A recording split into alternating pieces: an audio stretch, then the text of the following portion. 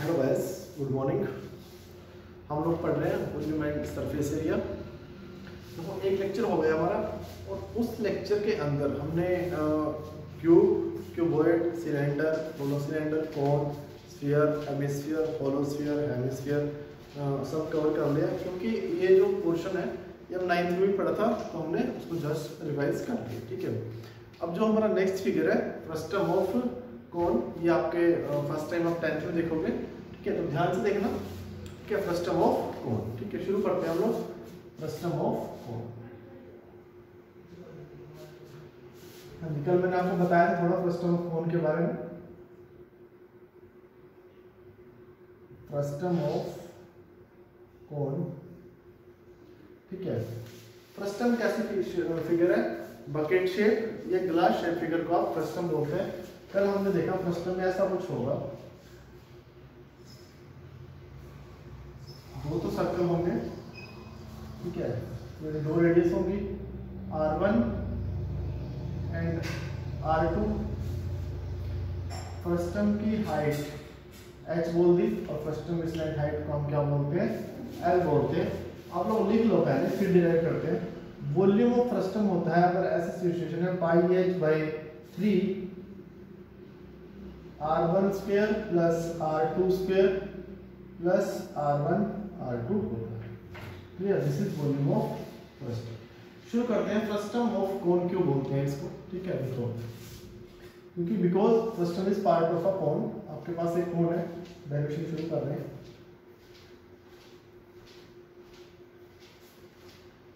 कोन की radius R1, height बोल दी मैंने कोन की H1, स्लैंट हाइट बोल दी कोन की L1। ठीक है, कल मैंने आपको बताया था फ्रस्टम कैसे बनेगा। कोन को plane parallel to base cut करना है। मेरे पास एक कोन है, radius R1, height H1, slant height L1। Cone को plane parallel to base cut कर दें, यहाँ से लाइन ड्रॉ की, plane parallel to base cut हो गया। ठीक है, उसके बाद तो अगर मैं मिलाऊं, अब आपको पता है ऊपर एक स्मॉल कोन और नीचे एक फ्रस्टम बनेगा। यहाँ पर एक सर्कल आ जाएगा अगर आप कट करेंगे तो ऊपर ऐसे। यहाँ से रेडियस मैंने R2 बोल दी, हाइट क्या बोल दी? H बोल दी, फ्रस्टम की हाइट, और फ्रस्टम की स्लैंट हाइट क्या बोल दी? L बोल दी। ओके, तो स्मॉल कोन की हाइट क्या हो जाएगी? लिख देता हूँ, मैं लिख देता हूँ, H1 माइनस H हो जाएगी। कंप्लीट हाइट H1 है, H1 ये स्लैंट हाइट कितनी हो जाएगी? L1 माइनस L हो जाएगी। ठीक है, फर्स्ट मेरा वही वॉल्यूम ऑफ फ्रस्टम फाइंड करना है। Second lateral surface area of frustum, फिर total surface area of frustum 1 by 1 करके हम लोग फाइंड करेंगे। ठीक है, तो आप सभी बच्चों को साफ साफ समझ आ रहा होगा। अगर मैं कंप्लीट कोन से छोटे कोन का वॉल्यूम क्या कर दूं? सब्ट्रैक्ट कर दूं, तो मेरे पास वॉल्यूम ऑफ फ्रस्टम आ जाएगा। ठीक है, लिख लीजिए वॉल्यूम ऑफ फ्रस्टम। हाँ जी, कितना होगा? बड़े कोन से छोटे कोन का वॉल्यूम सब्ट्रैक्ट कर रहा हूँ। हाँ जी, बड़े कोन का वॉल्यूम 1/3 पाई R1 स्क्वायर H1, छोटे कोन का वॉल्यूम 1/3 पाई, रेडियस हो गया उसकी R2 स्क्वायर, और हाइट हो गई है H1 माइनस H। क्लियर? हाँ जी, 1/3 पाई कॉमन आ जाएगा, क्या आएगा अंदर? R1 square H1 minus R2 square H1 minus H। Okay, ये आ जाएगा। क्लियर? अब सुनो, यहाँ देखना ध्यान से। मुझे फ्रस्टम के क्या क्या पैरामीटर्स हैं? H, R1, R2 and L। यहाँ पे H1 है जो फ्रस्टम का पैरामीटर नहीं है। किसका पैरामीटर है? कोन का पैरामीटर है। ठीक है, कंप्लीट कोन का। तो मैं क्या करता हूँ, H1 की वैल्यू निकालते हैं। किसकी वैल्यू निकालते हैं? H1 की वैल्यू निकालते हैं और वहां पर पुट करते हैं। ठीक है, तो H1 की वैल्यू देखो, इस साइड लिखता हूँ।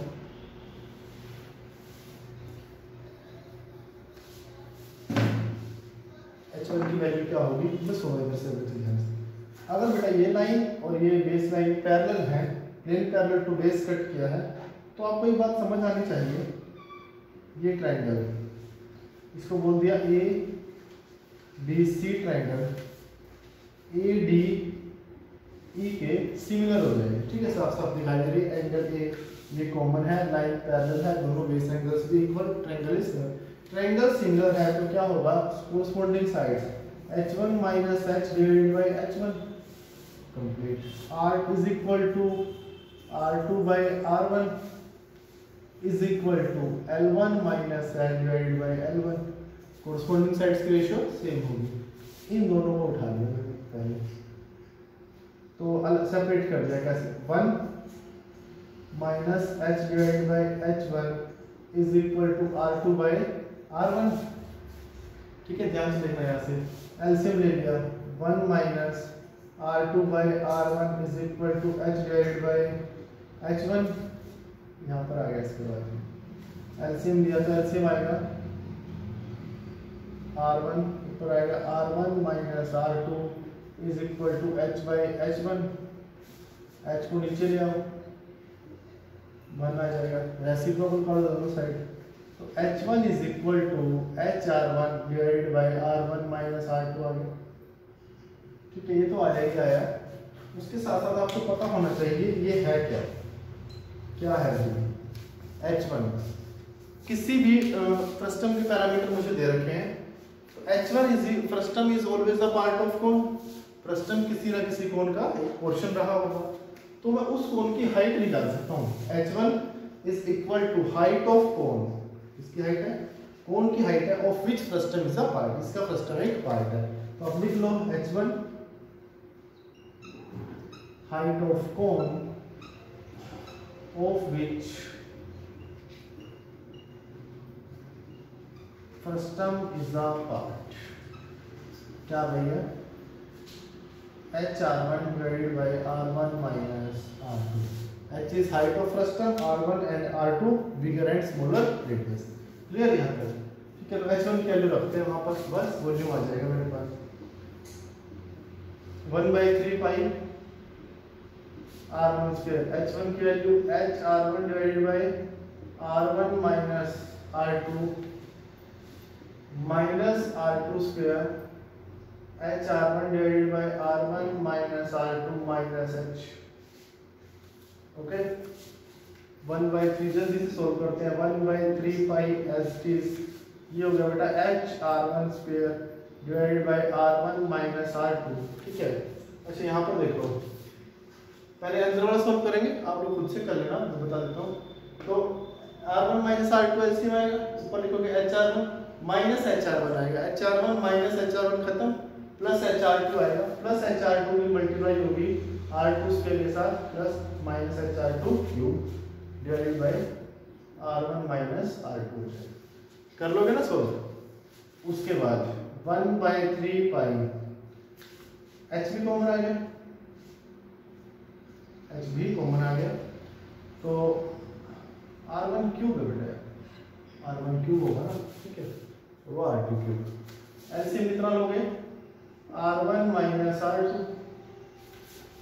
ऊपर r1 cube minus r2 cube, a cube minus b cube open कर दो, r1 minus r2 r1 square plus r2 square plus r1 r2, ये कैंसिल हो जाएगा, तो फॉर्मूला आ रहा है पाई h divided bye 3। Okay, r1 square plus r2 square plus r1 r2। This is volume of frustum having radius r1 and r2। r1 is bigger radius, r2 is smaller radius, and h is height of frustum। ठीक है, ये आपको याद करना है। तो height, उस कोन की हाइट क्या होगी, इसका फ्रस्टम पार्ट है h r1 divided by r1 minus r2, frustum का वॉल्यूम। ठीक है, भले ही आप कुछ टाइम के लिए डेरिवेशन आपके माइंड में ना रहे, बट फॉर्मूलाज हमेशा माइंड में हो। ठीक है, नोट करो इसको, आगे बढ़ेंगे। ठीक है, अब अंदर सुनो, वॉल्यूम का एक फॉर्मूला ये आ गया, ध्यान से देखना। अब बात करता हूँ मैं वॉल्यूम, पाई के अंदर मल्टीप्लाई कर दिया, पाई के अंदर क्या कर दिया, multiply, h/3 as it is, pi की मल्टीप्लाई करूंगा, क्या आएगा, pi r1 square plus pi r2 square plus pi r1 r2 plus pi r1 r2, तो वॉल्यूम हो गया h/3।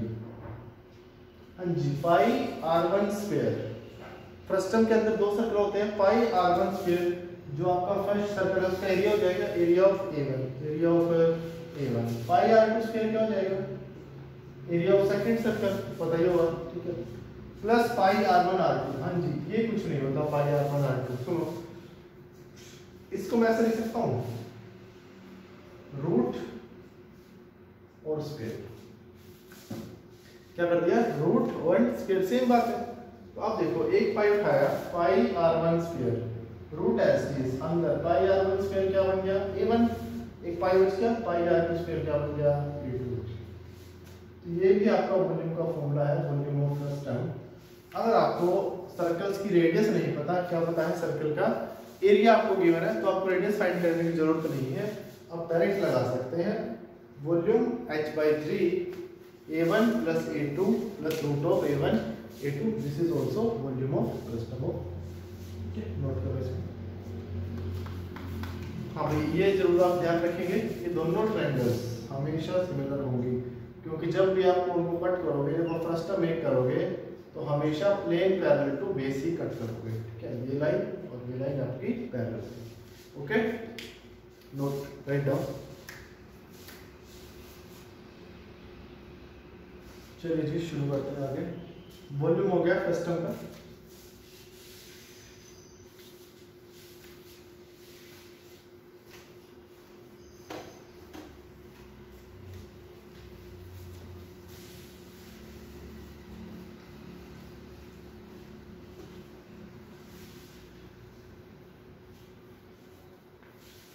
आगे देखिए,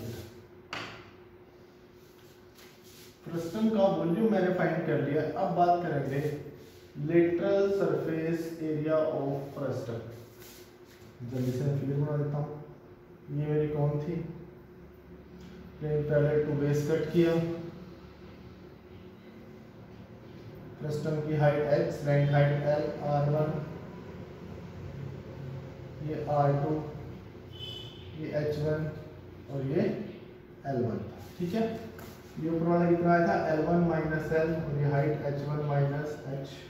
ओके, दोनों ट्रायंगल्स में मैंने लगाया था H1 minus H divided by H1, R2 by R1 is equal to L1 minus L divided by L1।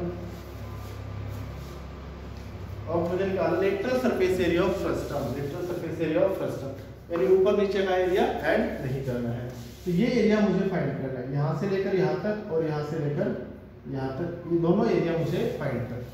तो बड़ी सिंपल सी बात है, मैं क्या करूँ, पूरे कोन के कर्व सरफेस से या लेटरल सरफेस से, ठीक है, छोटे कोन का लेटरल सरफेस सब्ट्रैक्ट कर दूं, तो फ्रस्टम का लेटरल सरफेस आ जाएगा। हाँ जी, lateral surface area of frustum कितना होगा, पाई R1 L1 कंप्लीट कोन माइनस पाई R2 उसकी slant height L1 minus L। कोन का तो याद होगा ना, तभी तो आप फ्रस्टम पढ़ोगे अगर कोन याद है। अब L1 की वैल्यू निकाल के वहां पर पुट करनी है। L1 की वैल्यू देखो, जैसे यहाँ से इन दोनों से H1 की वैल्यू आपने फाइंड की थी, H1 आया था H R1 divided by R1 minus R2। Same तरीके से आप इन दोनों को सोल्व करो, इसमें और इसमें, फर्स्ट और थर्ड में क्या डिफरेंस है, H की जगह L लिखा हुआ है। सेम तरीके से आप लोग सोल्व करोगे तो L1 की वैल्यू आएगी L R1 divided by R1 minus R2। Learn हो जानी चाहिए।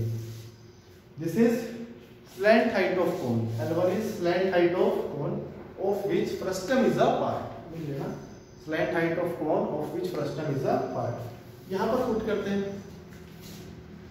पाई तो कॉमन आ गया, R1 L R1 divided by R1 minus R2 minus pi तो बाहर चला गया R2 L R1 divided by R1 minus R2 minus L। Okay, solve करो इसको। Pi S is L R1 square divided by R1 minus R2 minus, अंदर वाले को solve करेंगे तो L R2 आ जाएगा, एलसीएम लोगे R1 minus R2, L R1 minus L R1 खत्म, प्लस L R2 आएगा, तो आप सोल्व कर लेना L R2 square R1 minus R2। Okay, L common आ गया दोनों से, पाई है, अंदर एलसीएम लिया R1 माइनस R2, ऊपर आएगा R1 square minus R2 square, हम लोग ऊपर कर देंगे R1 minus R2, R1 plus R2 cancel हो जाएगा, पाई L into R1 plus R2। This is lateral surface area of frustum. Frustum का लेटरल सरफेस अब है, ठीक है। Total surface area of frustum, total surface area बड़े आराम से फाइंड कर सकते हैं। लिटरल पाई गई, पाई L into R1 plus R2, ऊपर और नीचे सर्कल बच गया ना, तो plus pi R1 square plus pi R2 square. This is total surface area of frustum. Clear? अब एक बात और सुनो, अगर आपको R1, R2 और H पता है फ्रस्टम में, क्या क्या है फ्रस्टम में, R1, R2, H and L। अगर आपको कोई भी तीन बातें पता है तो आप फोर्थ निकाल सकते हैं। कैसे? यहां से यहां तक की हाइट कितनी है, H, तो बेटा यहां से यहां तक की जो परपेंडिकुलर हाइट होगी पैरेलल लाइन से, यहां पर भी H रहेगी, ये एंगल 90। कंप्लीट R1 यहां तक R2, तो ये कितनी हो जाएगी, R1 minus R2। Right angle triangle Pythagoras से लगा देते हैं, L square is equal to H square plus R1 minus R2 का होल स्क्वायर, और L is equal to root of H square plus R1 minus R2 का whole square. This is all about frustum of cone. Volume, lateral surface, total surface and L, H and R जल्दी से note.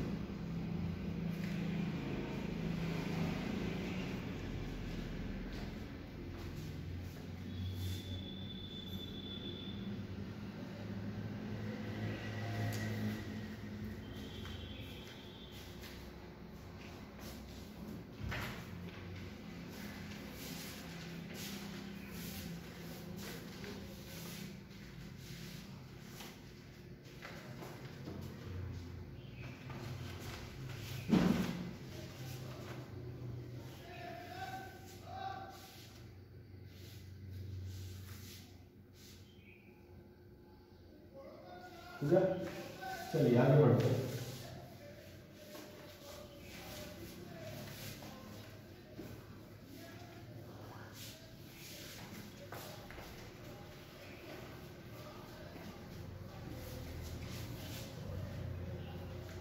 हाँ जी बेटा, अब आगे देखिए, listen. हम सभी फिगर्स पढ़ चुके हैं, ठीक है। पिरामिड से मैंने आपको बता दिया, ठीक है। Base area multiplied bye H/3। कुछ फिगर्स हैं टेट्राहेड्रन, जब क्वेश्चंस में आएंगे हम साथ साथ देख लेंगे, ओके। तो अब जो बात है वो क्वेश्चंस की है। चैप्टर तो हमारा ऐसे तो कंप्लीट हो गया, बट फॉर्मूलेज याद करने से भी कुछ नहीं होता, आपको उनको अच्छे से अप्लाई किया होना चाहिए, अंडरस्टैंडिंग होनी चाहिए हर फॉर्मूलाज के साथ क्या होता है, ठीक है। तो हम 1 बाय 1 क्वेश्चन शुरू करते हैं। फर्स्ट जो हमारा टॉपिक है, this is about conversion of solids. Conversion of solids. मेरे पास एक सॉलिड सिलेंडर है, क्या है, सॉलिड सिलेंडर, रेडियस R है और हाइट क्या है, H है, ठीक है। मैंने इसको कन्वर्ट कर दिया, एक स्फीयर बना दिया इससे रेडियस R का। तो आपको बड़ी सिंपल सी बात है, अगर ये आयरन का किसी भी मेटल का है तो यहाँ पर भी सेम मेटल होगी। अगर मेटल सेम होती है तो आपको पता होगा डेंसिटी फिक्स हो जाती है। बड़ी सिंपल सी बात है। कन्वर्ट किया, सिर्फ शेप चेंज किया मेल्ट करने के बाद, तो मास भी सेम रहा होगा, बस समझ में। तो आप लोगों ने एक फॉर्मूला पढ़ा होगा, density is equal to mass by volume. Density आपकी सेम है दोनों केस में, मास भी सेम है, ठीक है। तो बड़ी सिंपल सी बात है, ऐसा अगर केस आता है तो वॉल्यूम भी सेम रहेगा। बात समझ आई? अगर आप कन्वर्ट कर रहे हैं एक सॉलिड से दूसरे सॉलिड में, वो आप कन्वर्जन कर रहे हैं, ठीक है, तो ऐसे केस में आपको दोनों का वॉल्यूम इक्वल रखना है, ठीक है। ये बड़ी सिंपल सी बात। क्वेश्चन लिखते हैं, फर्स्ट क्वेश्चन लिखते हैं।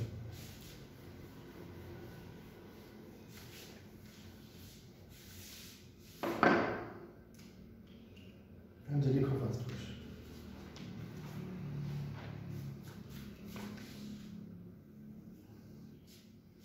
First question. A hemispherical tank full of water. A hemispherical tank full of water is emptied by a pipe at the rate of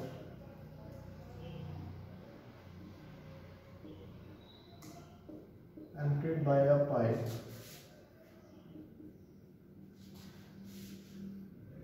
at the rate of 3 plus 4 by 7 liter per second.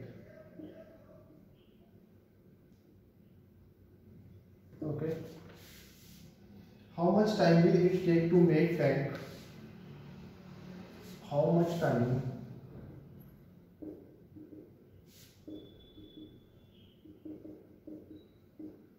will it take to make the tank half empty? Make the tank half empty if the tank is 3 meter in diameter. If the tank is 3 meter in diameter. Clear question? अच्छे से पढ़ो question को, ठीक है। मैं आपको relation बता देता हूँ। क्या रिलेशन होता है? 1 litre is equal to 1000 centimetre cube. 1 litre is equal to 1000 centimetre cube. करो।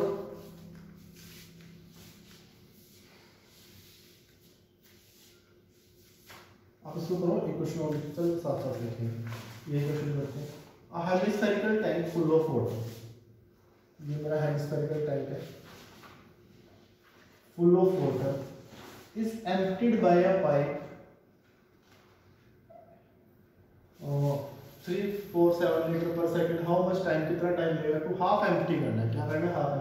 If the tank is diameter 3 metre, तो जो टैंक की रेडियस है वो 3/2 मीटर है। सब कुछ सेंटीमीटर में कर लेते हैं, ठीक है। मल्टीप्लाइड बाय 100, तो रेडियस हो गई है 150 सेंटीमीटर।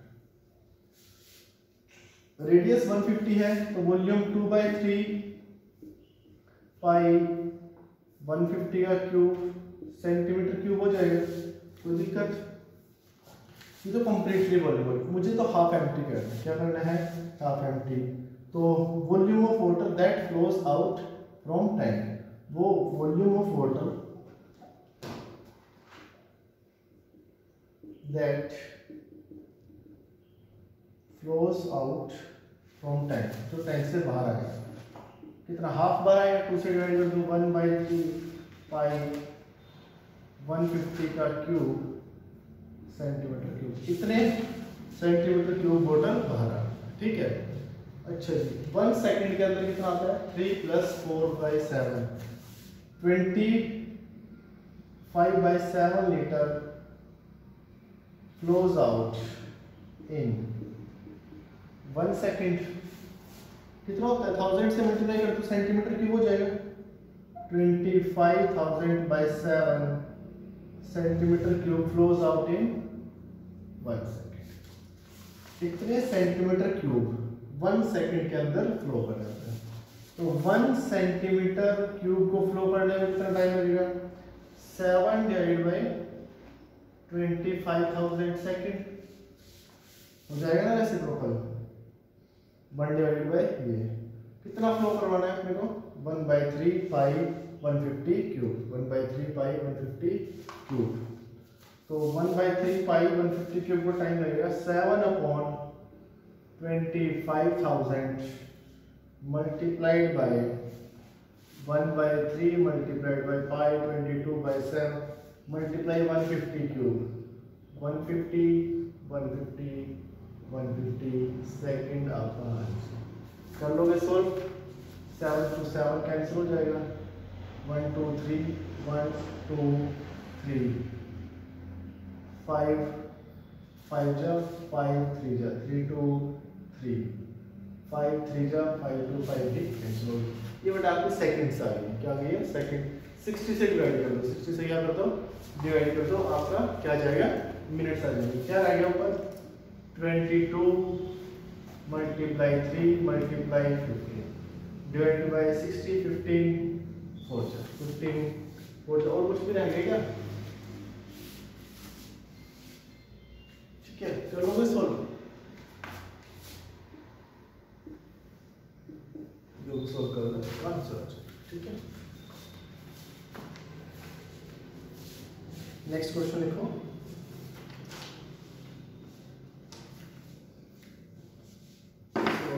नेक्स्ट क्वेश्चन है, देखो इंपॉर्टेंट क्वेश्चन है इनका। A well of diameter 2 metre, a well of diameter 2 meter is dug 14 meter deep. 2 meter is dug 14 meter deep. ध्यान से समझ रहे हैं कुछ। The earth taken out from it. The earth taken out from it stretch all around it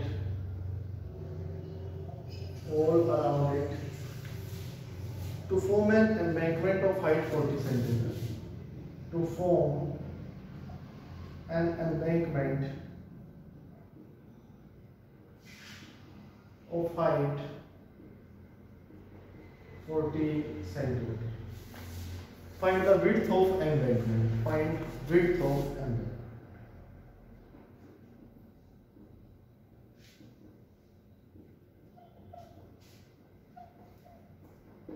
Find width of embankment. बड़ा question है।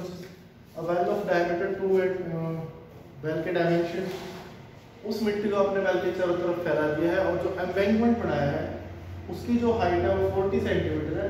Width of embankment आपको find करना है। ठीक है, कुछ क्वेश्चंस में विड्थ ऑफ एम्बैंकमेंट दे देता है, आपसे हाइट पूछ लेता है, सेम बात है। तो इस क्वेश्चन को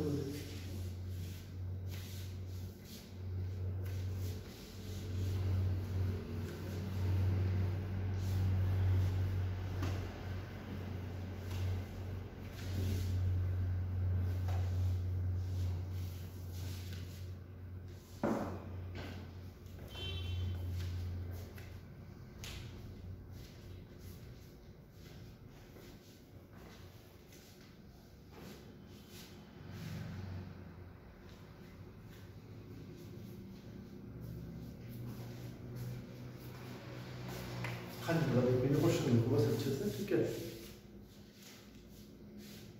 ये मेरा पहला है, सुनो।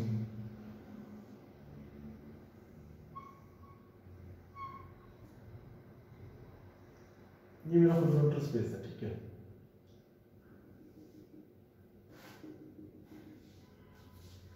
समझिए ना बात को। ये अर्थ स्पेस है, ये आपको सर्कल दिखाई देगा ऐसे ऊपर। ठीक है, और ये नीचे इधर जमीन से नीचे। तो वेल का diameter, radius of well 1 metre 100 centimetre कर लेते हैं। ठीक है, हाइट मीटर कर लो, जैसे भी आपका दिन मीटर कर लो। हाँ, 1 मीटर सही रहेगा। कितनी है, 40 metre deep. A well of diameter 2 meter is dug 14 meter deep. Okay, 14 है ना, या 14 या 40, इसको 14 मीटर डीप, सॉरी 14 दिया हुआ है तो आप इसको 14 कर लो। ठीक है, सही रहेगा आप लोगों के लिए भी और कैलकुलेशन। ठीक है, द अर्थ टेकन आउट, अब इससे जो मिट्टी निकली है आपने इसको ऐसे वेल के चारों तरफ, ये अर्थ के अंदर नहीं है, ये कभी आप इसको अर्थ के अंदर सोचोगे नहीं, ये वेल के चारों तरफ आपने इसको स्प्रेड कर दिया। और जो एम्बैंकमेंट बना उसकी जो हाइट है, उसकी जो क्या है हाइट है वो 40 सेंटीमीटर है। मुझे विड्थ बतानी है एम्बैंकमेंट की, क्या बतानी है, विड्थ बतानी है। अब सुनो, ये जो एम्बैंकमेंट बनाया मैंने, इसकी रेडियस r बोल दी, सेंटर से रेडियस क्या बोल दी, r बोल दी। ठीक है, अगर मैंने कैपिटल R फाइंड कर लिया, कैपिटल R से, और मैं स्मॉल r सब्ट्रैक्ट कर दूं, यहाँ से यहाँ पे कितनी है, capital R small r subtract कर दूं तो विड्थ आ जाएगी ना एम्बैंकमेंट। ये स्मॉल r यहाँ से लेकर यहाँ तक, ये कैपिटल आर से स्मॉल आर अगर मैं सब्ट्रैक्ट कर दूं तो विड्थ आ जाएगी एम्बैंकमेंट की, ठीक है, कोई दिक्कत नहीं। Volume of earth taken out from it, वैसे से कितनी मिट्टी निकली है सबसे पहले वो निकालते हैं, pi R square H, 14 pi metre cube मिट्टी बाहर होती है, और उसी मिट्टी को यहाँ पर फैला दिया गया है अर्थ के चारों तरफ, 40 मीटर हाइट 40 मीटर हाइट। अब मुझे ये बताओ मिट्टी का वॉल्यूम अंदर और बाहर सेम रहा हो, क्योंकि वहीं से निकालकर उसको स्प्रेड किया गया है। कितने एरिया में मिट्टी को फैलाया गया है, कितने एरिया में, बाहर वाले सर्कल का एरिया पाई आर स्क्वायर और अंदर वाले सर्कल का एरिया पाई आर स्क्वायर।